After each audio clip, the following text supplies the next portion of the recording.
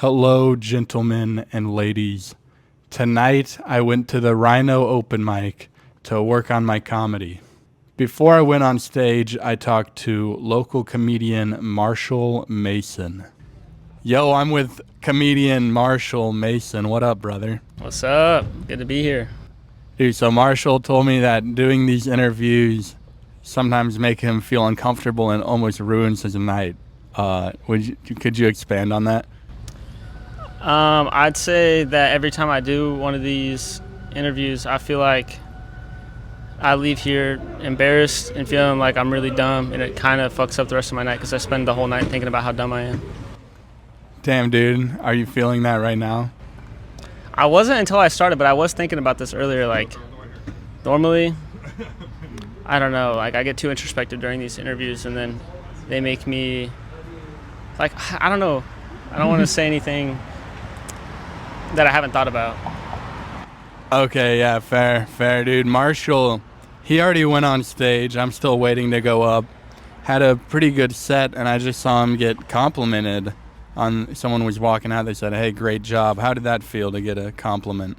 I actually can't take a compliment. And then he also told me I remind him of a comedian or something along those lines. And I've always thought, like, I hate that. Like, when people tell me I think like a comedian, and I'm like, no, the fuck, I don't. I will say one time somebody told me that I reminded them of, like, Steve Martin, or, like, I think I'm saying the wrong, or Martin Lawrence even. And I think Martin Lawrence is a black guy, and I was like, no, I don't. Like, I don't remind you of a black guy, bro. Like, Yeah, I get what you're saying, because the compliment he just got, they said, "Hey, that was great deadpan delivery."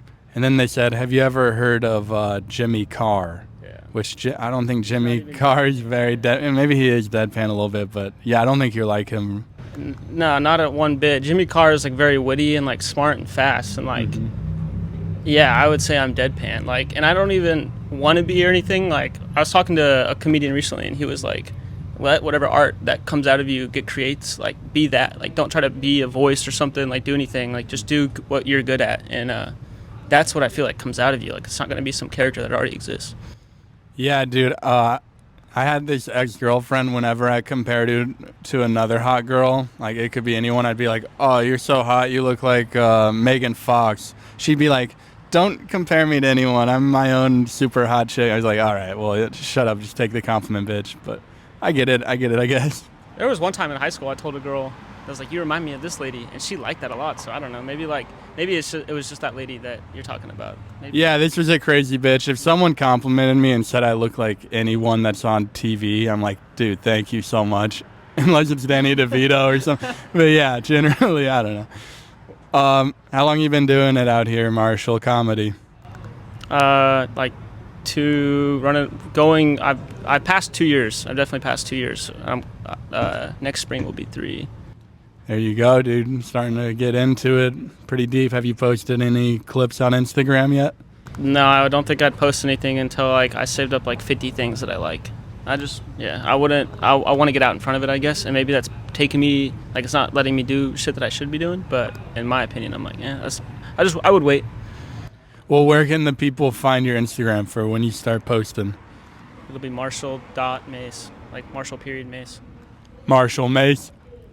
Check him out. I went on stage to a crowd of about 11 or 12 people. Michael Blanck! You guys know what a vegan vampire is? Have you heard of that? It's a vampire that only eats period blood. Yeah, and he's like, all the other vampires hate him. He's like, guys, come on, let's drink period blood. It tastes the same. No one has to die. The other vampires, they're like, it's not the same. It doesn't taste the same. And then I started trying to do a joke about CVS, and it was a really dumb joke, but a guy heckled me in the middle of it. And he hit me with a heckle. It was like, you got this, or something like that. And it was so bad because it was a nice heckle, technically. So I couldn't just be like, fuck you, are you kidding me? Yo, I went to CVS before this. You guys know about CVS? I went there, and the cashier, she was pretty hot, and she started hitting on me. She was like, do you have a phone number or a CVS card? I was like, shit. I don't text like. Thank you. Yes, right in the middle of my punchline. That was great. What'd you say? You got this? That's crazy. Who are you? Get the hell out of here, man. No guns, no knives. Never try and encourage me, please. That was crazy. It was weird. It was terrible. I'm fucking pissed. The middle of my fucking joke. And then I started doing a joke about condoms. How do we feel about condoms in here? Boo. Dude, I found out condoms are actually really old. They were invented like 5,000 years ago. But the first condom, they just used like goat intestine and they put it on their dick. They fuck. I'm like, they still, yeah. How many goats did they fuck to figure that out? That's crazy. And how did the conversation go with the woman? It's like, hey, baby, I want to have sex with you, but I don't want to have to raise your stupid children. So I'm going to put part of this dead animal on my penis. And then I'm going to put it in your vagina. And then my phone ran out of storage. I forgot to check that, so I got no more footage of my set. I just got the audio. I like to wear condoms, not because I'm afraid of having a baby. I'm just afraid of getting an STD.